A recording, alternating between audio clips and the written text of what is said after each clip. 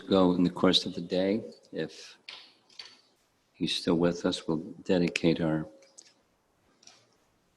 32 round, 64 round, 108 round, 3 lakhs chanting tomorrow to the Supreme Lord for his continuing his service with us.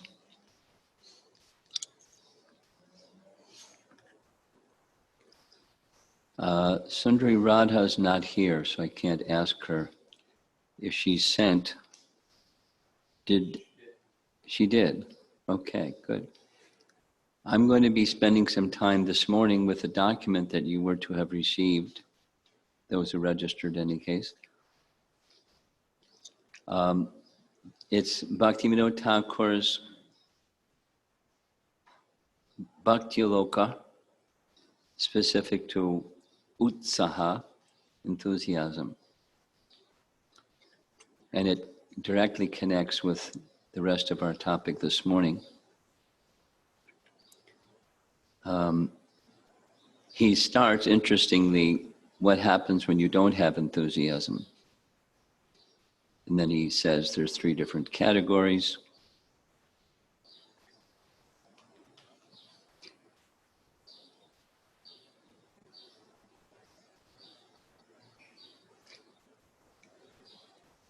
Laziness, inertia, laziness, or inactivity, apathy, or indifference. So this indifference is very strong. There's an expression here about enthusiasm drives, as he said elsewhere, it's the life of faith.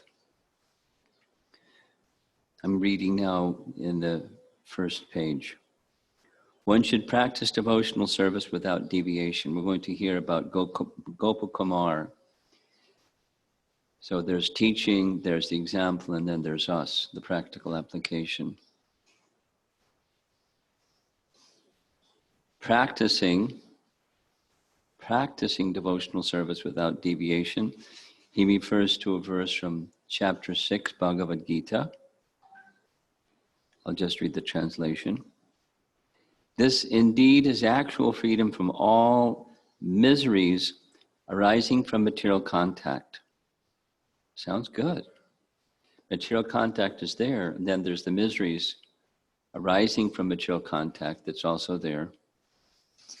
And release from material contact results in release from the miseries of material contact. One should engage oneself in practice of yoga with determination and faith and not be deviated from the path. We're going to hear Gopakumar describing or descriptions about him of being allured by this and that, even when chanting the mantra, but he stays faithful to the chanting of the mantra for various reasons, which we'll hear. So this is yearning and enthusiasm to lead to the mature stage. Next, in his commentary on this verse, Baladev Vidyabhusan has said, quotes the Sanskrit, one becomes indifferent to whatever work he feels unqualified for. Well, gosh, what work do you feel qualified for?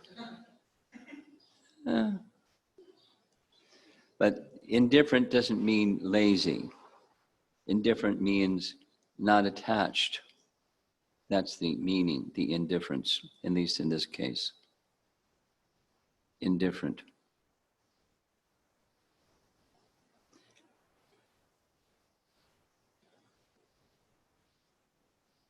We'll carry on, we'll circle back to the work that you feel unqualified for. Srimad Bhagavatam, Canto 11, Chapter 20, this is Uddhava Gita, text 7 and 8, translation at the bottom. Among these 3 paths, Gyan Yoga, The path of philosophical speculation is recommended for those who are disgusted with material life and are thus detached from ordinary fruitive activities. And then, those who are not disgusted with material life, having many desires yet to fulfill, should seek perfection through the path of karma yoga. And then here's option number 3. If somehow or other, by good fortune, one develops faith in hearing and chanting my glories, Krishna to Uddhava, such a person, being neither very disgusted nor attached to material life, should achieve perfection through the path of loving devotion to me. So then he gives, Bhaktivinoda gives purport. For those who have attained indifference for material activities, but have not yet realized spiritual activities, what can remain in their hearts besides indifference? For them, the undifferentiated Brahmagyan is the topmost achievement. Next, for those who have not attained indifference from material activities due to lack of spiritual realization,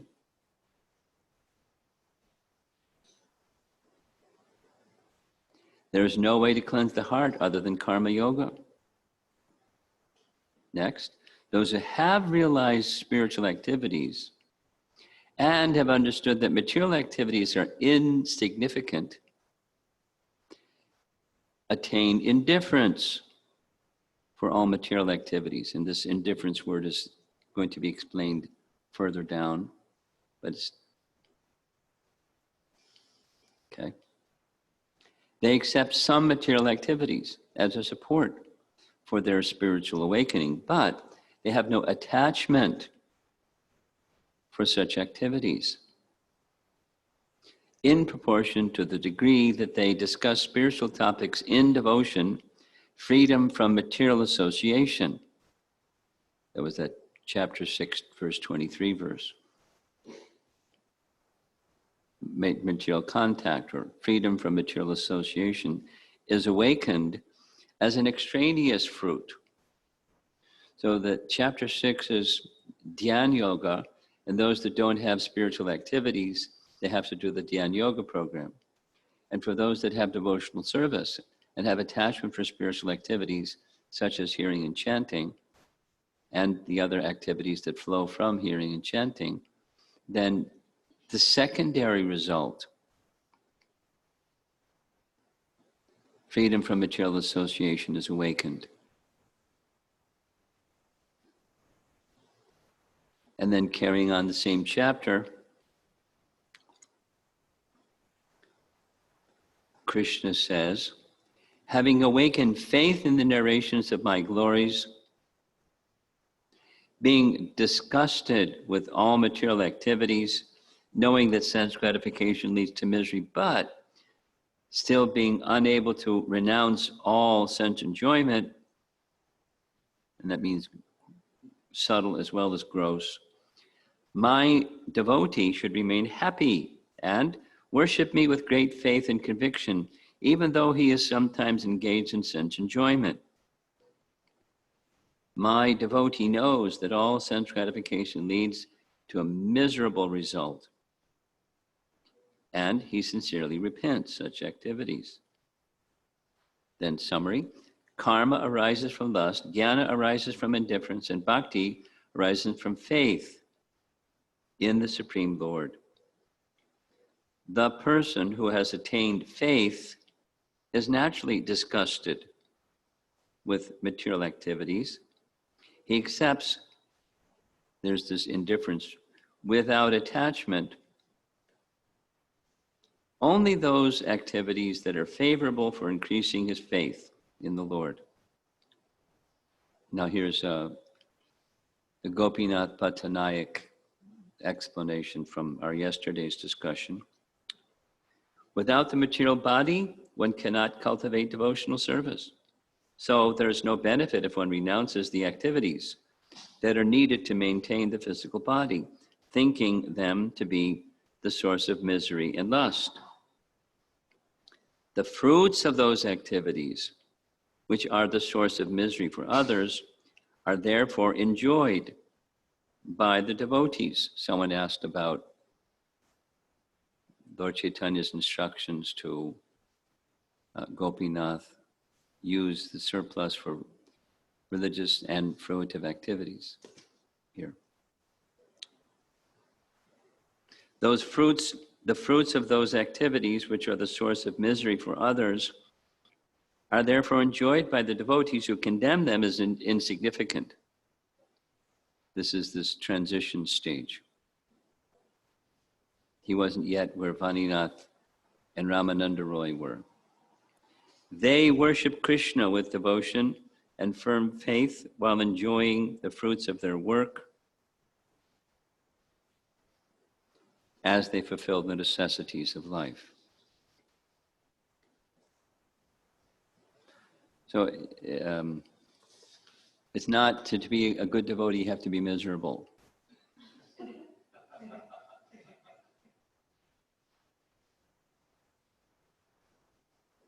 Walk around with a sad face, spit at everything that's, that's not advocated here.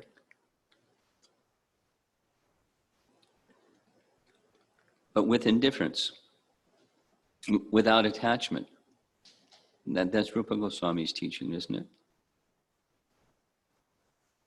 Nirbandha Krishna Sambandhe Yuktam Vairagya Uchate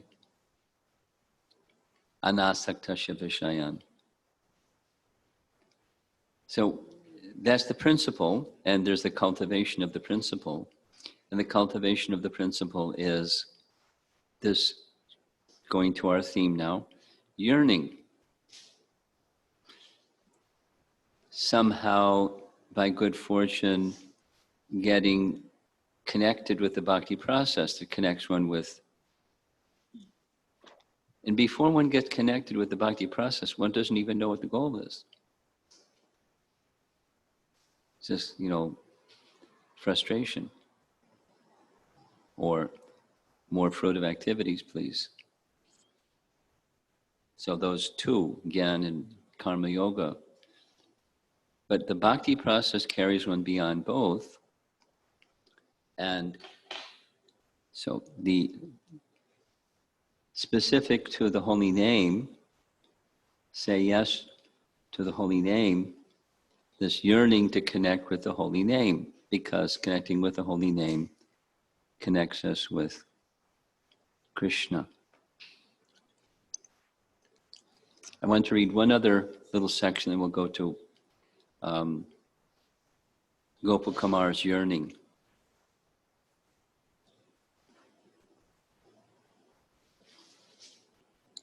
This is from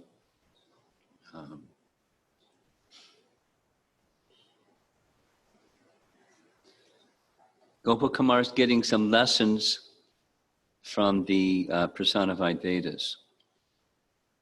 That's really cool. And personified Vedas, there's different levels for different persons.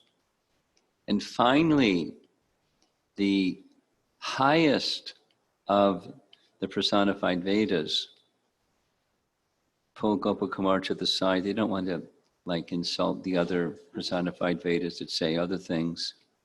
Brahman is great. But they pull him to the side.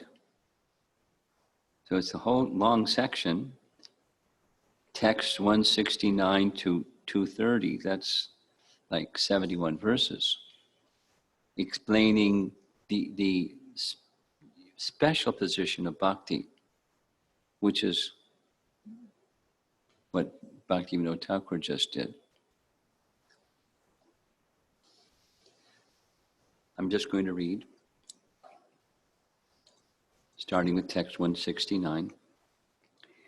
The devotional scripture said, "Oh, dear one, who achieved the post of Brahma, This is Gopakumar. He's in Brahmaloka. He's not only in Brahmaloka. He's not only in Brahmaloka. He's Brahma.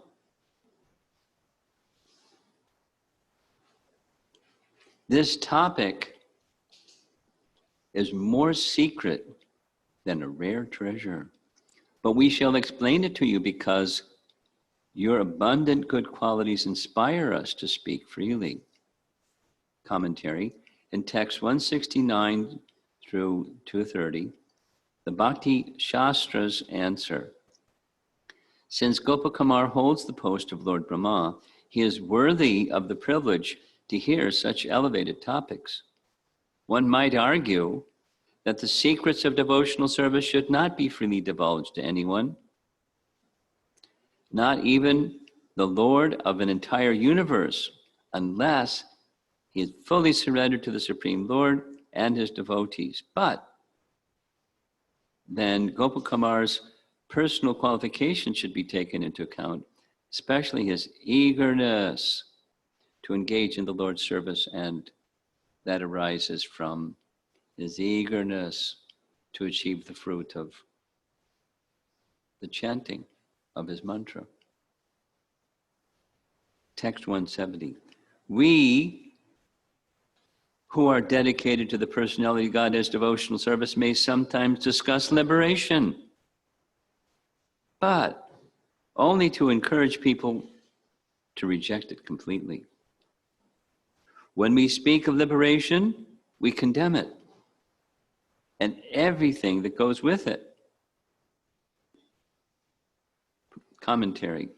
The Bhakti Shastras have no business promoting liberation, but sometimes they do describe it, because people generally cannot give up attachment to something unless scientifically taught why it is undesirable. When the Bhakti Shastras speak of liberation, they criticize attachment to liberation for its own sake and attachment to Gyan and the other impersonal means of striving for liberation. Text 171. Bhakti Shastras continue. To describe the ultimate glories of devotional service, we may sometimes speak highly of moksha, liberation, but we do not intend to acclaim moksha, the final goal of spiritual discipline, because in moksha there's not even a trace of real happiness. Commentary. In some passages of Bhakti Shastras, the joy found in liberation is described as being greater than any happiness in material life. The Shastras provide this information to contrast the joy of liberation with the joy of pure devotional service, which is billions of times more intense.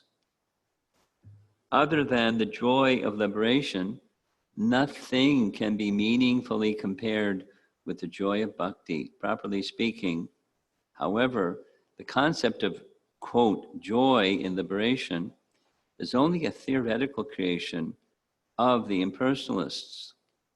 As the Bhakti Shastras declare in this verse, in liberation there's not even a trace of real happiness. Text 172, the so-called happiness of liberation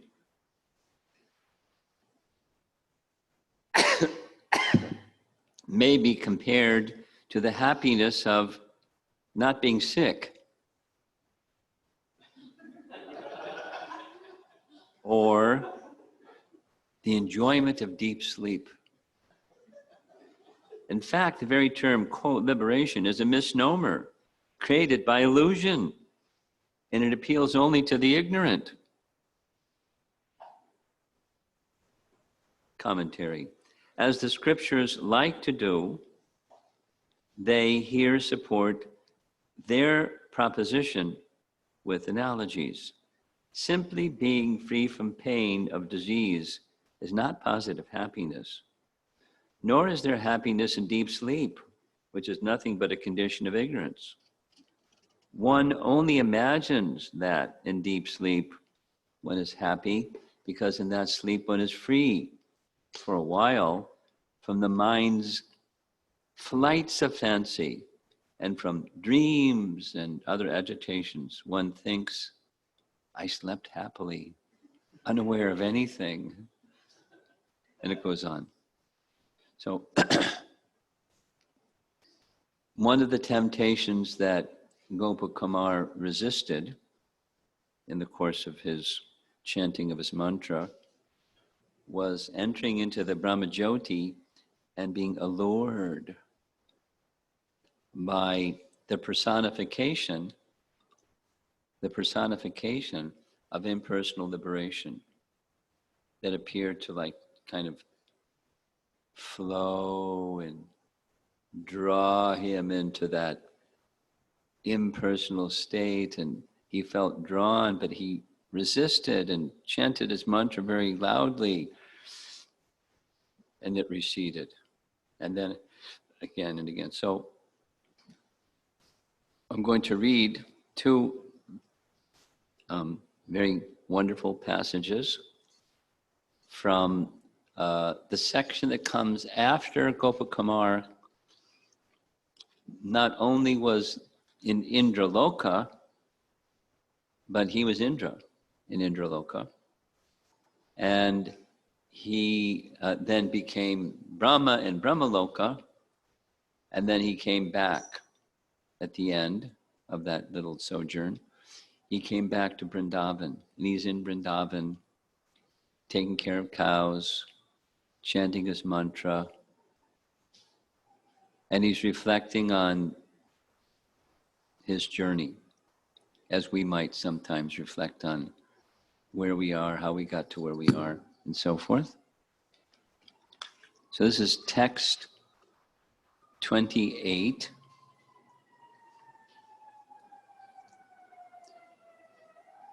From the second part, chapter 2. For fear of being ungrateful, I never gave up my japa. Like, remember what we read about devotional service that doesn't stop, non-desisting. So this is chanting this non-desisting. For fear of being ungrateful, I never gave up my japa, nor for a moment was I able to forget this Brajabhumi. Commentary. From Gopakumar's point of view, the life of tending cows in Vrindavan was more attractive than any other circumstance, including residence in Nandana Vana. Nandana Vana is the garden of Indra, celestial super garden. Very pleasing to the senses, nothing compared to being with the cows. It's something like what we read the other day about from Gopal Champu, where when Krishna was still little, he just couldn't stay away from the cows. So he would go with his father, and Balaram would go with him, and they were just really happy being with the cows. Krishna really, they couldn't stop him. So then they gave him the privilege to take care of the calves. So Gopakumar is not Krishna, but there's nothing that he liked more than herding the cows. It's more than anything, being in the celestial garden of King Indra. As long as he continued chanting his mantra, this attitude could not be covered by illusion. This attitude could not be covered by illusion. There's the activity, and there's what's driving the activity. The mood, or attitude, or the attraction, you can say yearning. because the natural effect of Madan Gopal's mantra was to attract the heart of the Lord's to the Lord's sports in Vrindavan, Krishna Lila. It's a natural effect of his mantra. Same for our mantra. Natural effect. If we were to stop chanting before then, wanting to avoid being ungrateful, Gopakumar never stopped chanting. So there's the attraction for Krishna's sports and wishing to not be ungrateful. So then this not being ungrateful is further explained. He might justify abandoning the mantra only after attaining its final goal. If he were to stop chanting before then, he would not discover the mantra's full benefits. Thus, to stop the chanting prematurely would amount to ingratitude, for without having bothered to receive all the mantra's benefits, how could he properly acknowledge them? So gratitude, it's saying it in the negative. Gratitude is receiving something and recognizing the fullness of that which is being given and the feeling of gratitude within for having been given something so wonderful. But how could he feel grateful, or it would be ingratitude, if he didn't experience the fullness of what he had been given? And that was driving him. And from the result of the chanting of his mantra was his attraction was increasing, which meant, no, leave it. His attraction for Krishna and Krishna's activity, Krishna's darshan, meant detachment from illusion, which is what we read yesterday. One of the main messages. Illusion, in the morning class. Illusion, this is the matrix image. The reality and illusion pill. So the illusion pill, if you want to get free from the illusion, taking the reality pill means attraction results in the absorption in material contact, and thus all of its features of material contact, illusion subsides. There has to be a willingness to let go of illusion, otherwise it won't subside. But letting go of illusion, it requires making connection with spiritual contact. So that's the yearning. And then enthusiasm is what we've been discussing. Let's go. So he's not there yet because he has all these different situations that happen until he gets there. But he keeps going because he doesn't want to be ungrateful, and he has this continuing yearning. And we're going to hear next, there's another force that keeps him going. Later in the same chapter, so he's in Vrindavan herding cows, and he's then transported to Tapaloka, because Tapaloka is above Brahmaloka. He goes to Maharloka before he goes to Tapaloka, but he goes to Tapaloka. And what he sees in Tapaloka is really fantastic. Perfected souls in total samadhi and very conducive for mantra chanting. Not like what we just experienced here. The garbage truck and siren and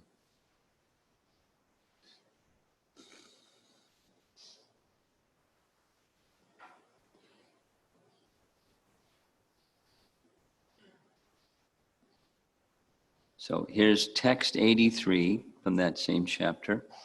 Nevertheless, I stayed there for some time, attracted by the display of great power, out of respect for my Guru's order, and because I had seen how effective my mantra was, I kept on chanting.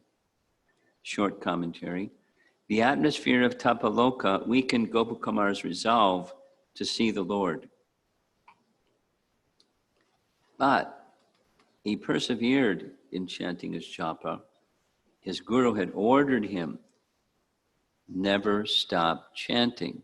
I mean, he must have taken a nap and eaten and some other things, but you don't desist from. And Gopakumar did not want to be ungrateful by disobeying.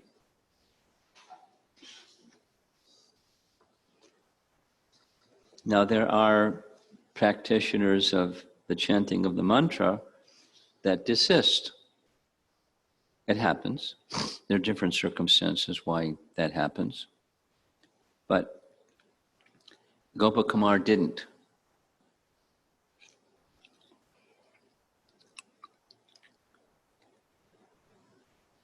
So now I'm going to go to his reaching Tapaloka, and he sees the four Kumaras. And he saw the four Kumaras elsewhere, now he's seeing them again. He's like really happy to see them. Later when he goes to Vaikuntha, he sees them, hey, you're everywhere.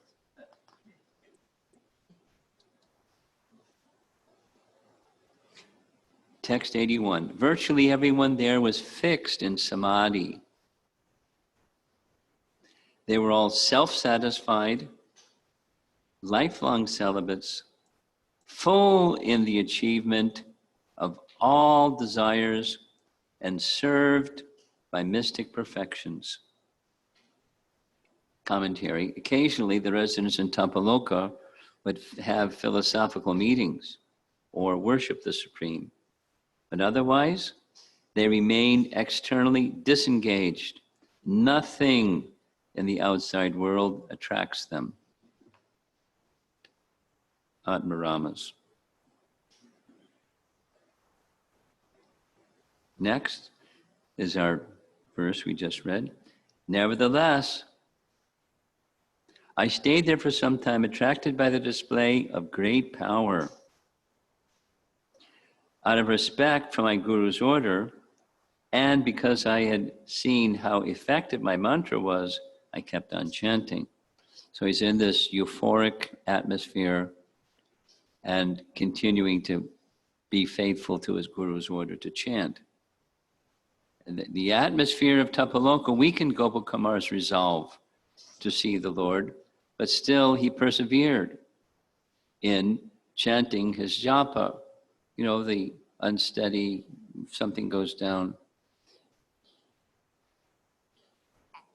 His Guru had ordered him to never stop chanting, and Gopakumar did not want to be ungrateful by disobeying. Text 84.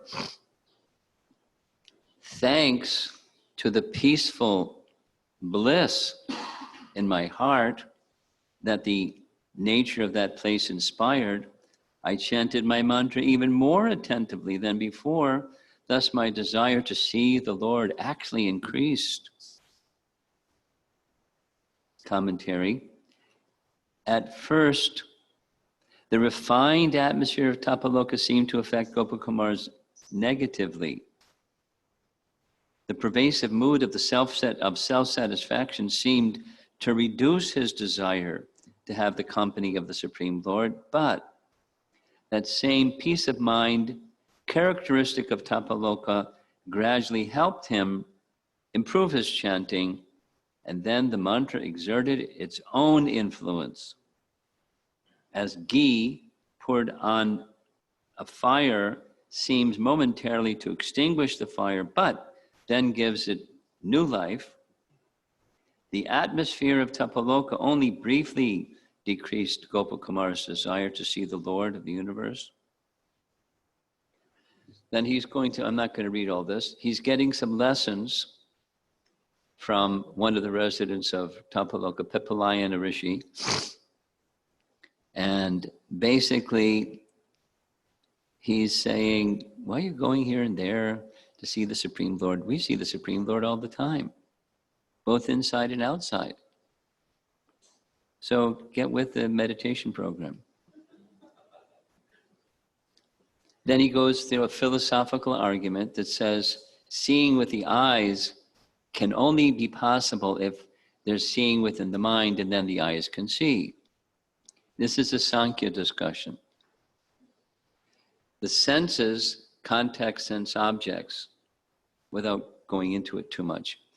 But the senses can't perceive sense objects. The sense organ cannot perceive unless the sense power is there. And the sense power is not there without the devata sanctioning the sense power. And the mind has to be connected. So his point is, the seeing happens first in the mind. And then the sense. And then you can see internally and externally. So why are you going here and there? He gives like a strong argument. And reading it, naively, sounds like pretty good argument.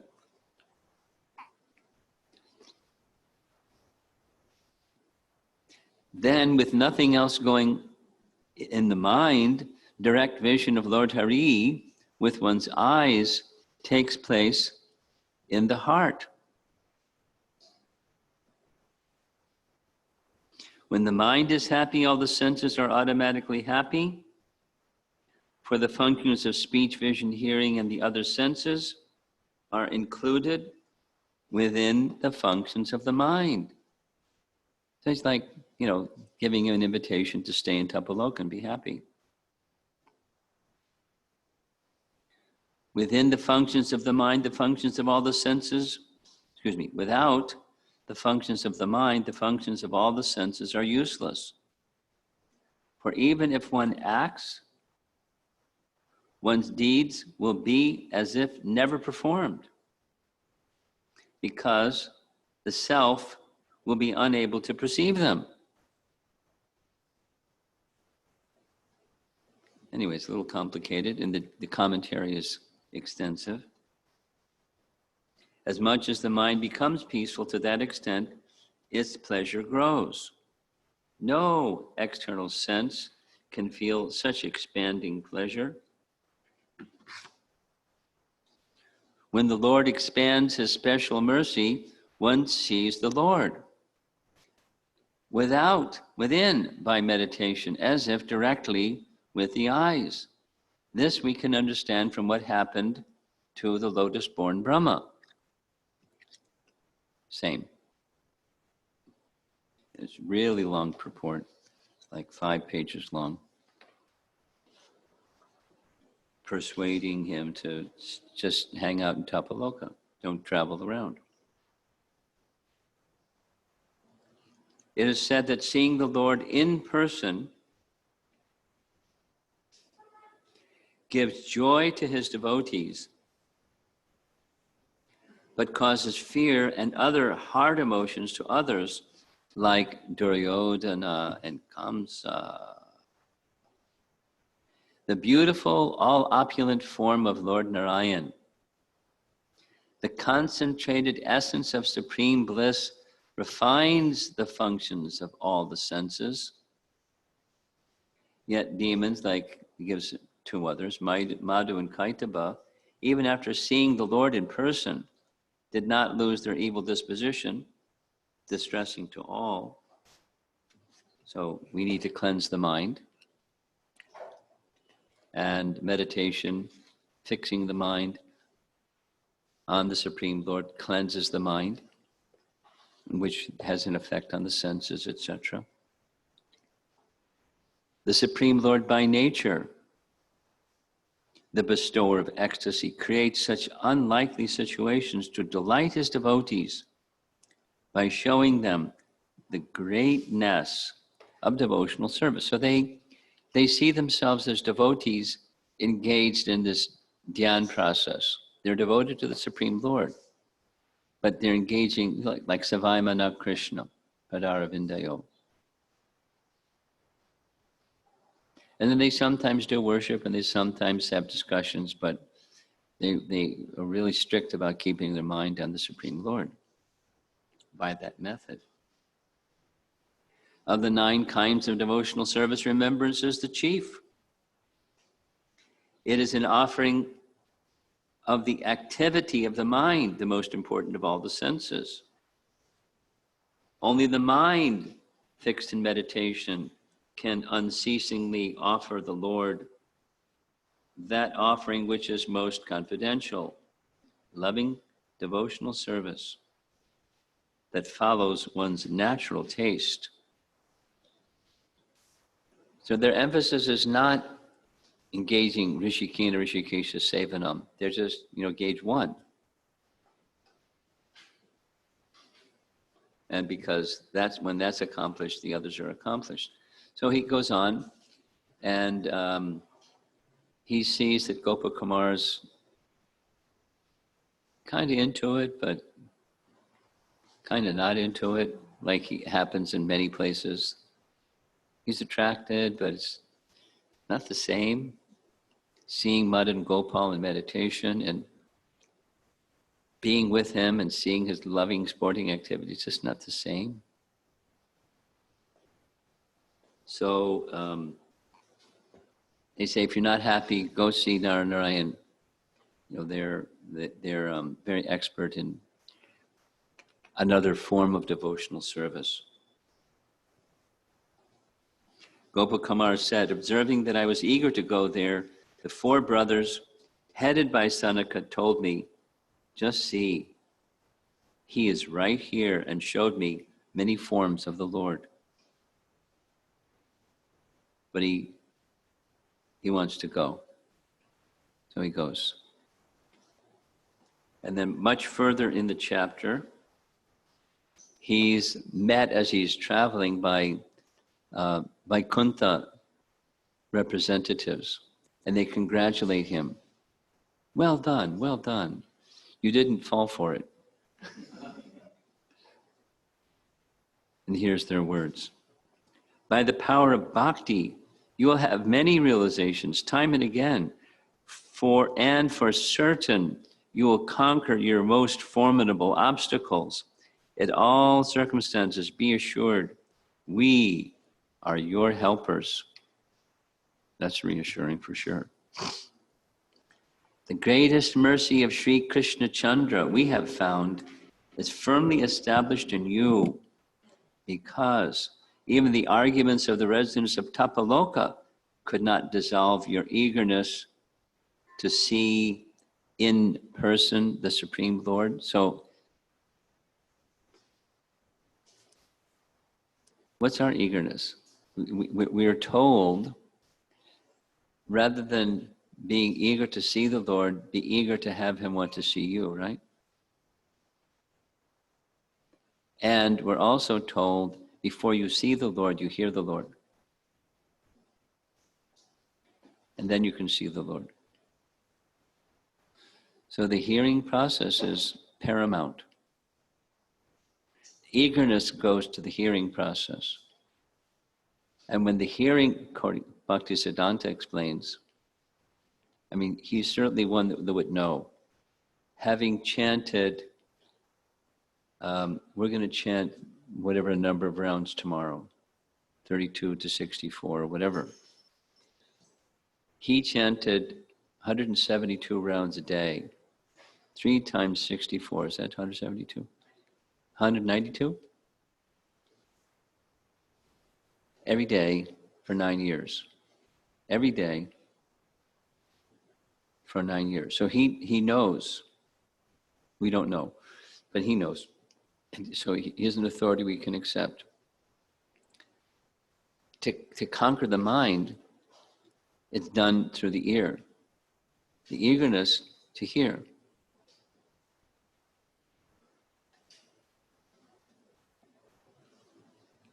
I shared this with Badahari once. It wasn't even during a japa retreat, it was just a conversation. that I had received some letter from somebody in India saying, I really enjoy hearing my 16 rounds every day. And his body, jolted back. And then he made a comment, something to the effect that said, I'm sure many people aren't hearing their japa because when I sit with them and chant japa, there's all kinds of sounds other than the mantra. And how is that possible? If you're hearing, then you would recognize what that sound is. It's something other than the mantra. He didn't elaborate. I didn't pry. But hearing is required to conquer the mind. We're going to be discussing this tomorrow morning a little bit, but Rupa Goswami's introduction to Vedanta Madhava is, the tongue, the ear, and then the heart. So the heart doesn't become moved without hearing. And when the sound enters the courtyard of the heart, the mind becomes stunned. So if you want your mind to become situated in samadhi, or move in that direction at least, then hearing. Ear conquers the mind. The eagerness to hear. That's our main. We're chanting, but the main purpose of the chanting is make the sound so you can hear.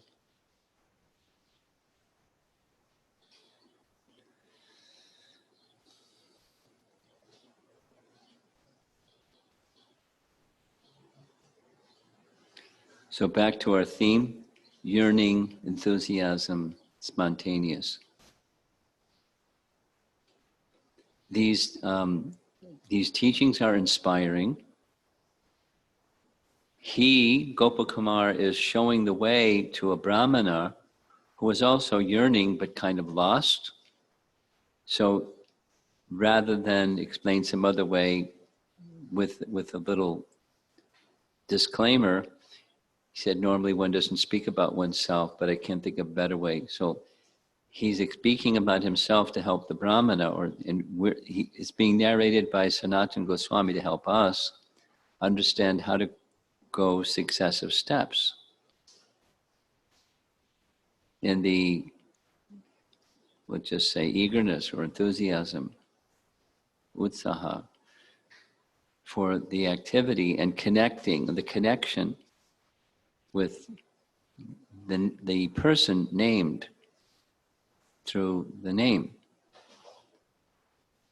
Establish our Krishna connection through chanting. And so stay the course, in part because the instruction is to do so. Krishna's instruction in Bhagavad Gita is to do so without deviation. And then we can become freed from the miseries arising from material contact. That's a nice promise. Not only material contact, but the miseries arising from material contact by spiritual contact, not just by neutral. By spiritual contact with the form of the Supreme Lord that's within His name. That's the opportunity. And through association and attraction for the process of hearing, discussing topics of Krishna, that carries us forward. And continuing, ideally, never slackening, continuing, even whatever good fortune, ill fortune comes, whatever the circumstance is. I'm afraid to look at this note. I think it means that, Bhakti True Swami passed away. That's this note. That's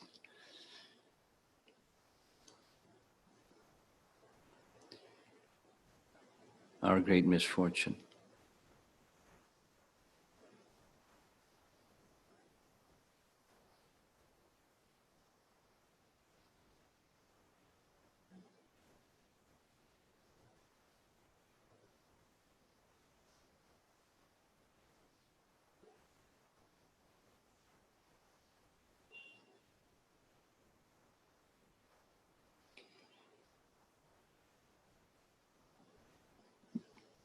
whatever disciples of Bhakti True Swami in our community that you have a relationship with, please reach out to them in whatever way you feel is appropriate, because it's been quite a long ordeal for them.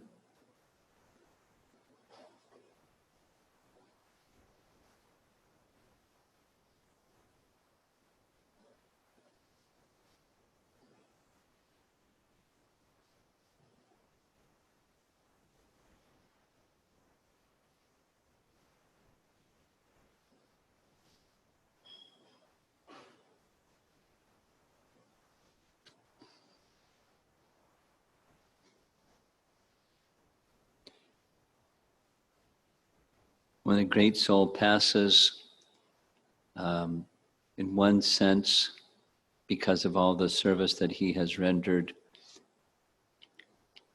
surely Prabhupada, who he was so intensely dedicated to, is waiting with open arms to receive him. So his good fortune and our sadness to lose his association and all that he did for the mission of Prabhupada in this world.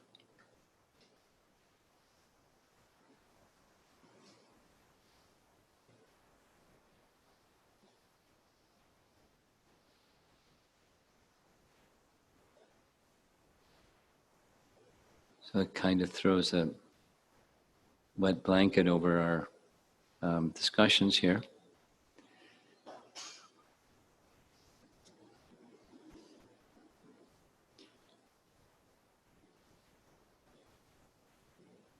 If anyone would like to share something, you can do so, and otherwise we'll just end the class.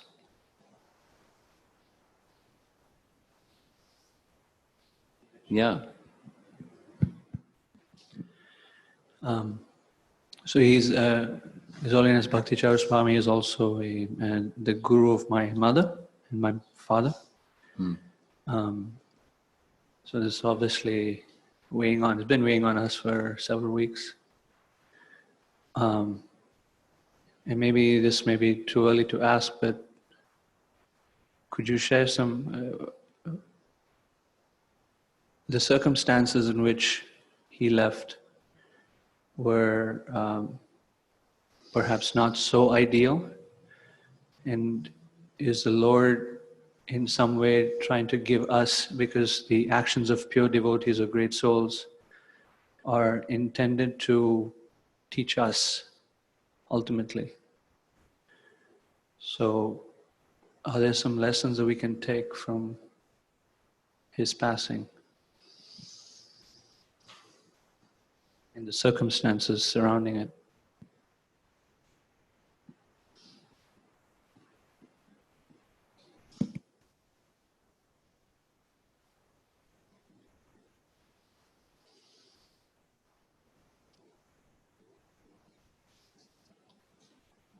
One that comes to mind is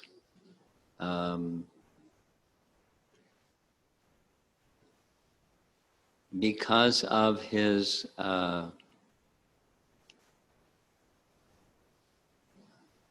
fierce, intense dedication to Prabhupada, that has mobilized the auspicious well-wishing and prayers to the Supreme Personality of Godhead from devotees all over the world, not just a handful. So a lesson is lead our lives in such a way that dedication is very focused, singular, and strong, so that when our time of passing comes, which is inevitable, that the focus of well-wishing and prayers of Vaishnavas goes to the soul, that's us, that's occupying this body that's temporary, to enhance the auspicious destination of the soul to Krishna's shelter.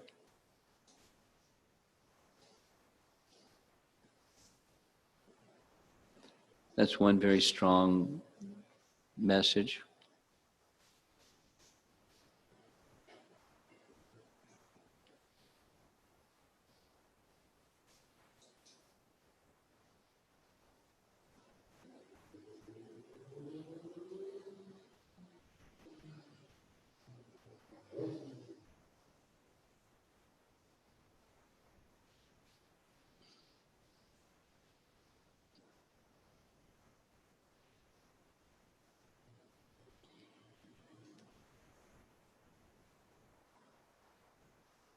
My mind is kind of numb, so it's kind of hard to share more than that right now. Not that it wasn't expected, when someone has a extended illness, it's to be expected as, life supports and so on, and organs are failing and they're externally being maintained. It's not likely that someone can resume normal activities again. There's no surprise. But, the loss is hard to bear, nonetheless. Okay, I'm going to end there. Thank you very much. Prabhupada Ki Jai.